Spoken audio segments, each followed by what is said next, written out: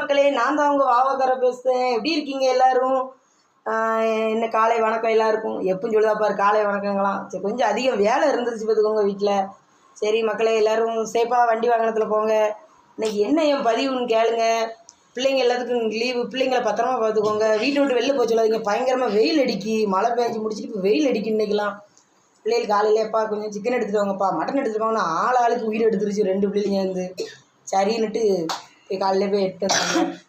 ஒரு தலைக்கறி வச்சுருக்கு, சிக்கனை வந்து சுக்கா வச்சுருக்கேன், ரத்த பொரியல் வச்சுருக்கேன், சோறு பொங்கியாச்சு. காலையில் எல்லோரும் சாப்பிட வாங்க.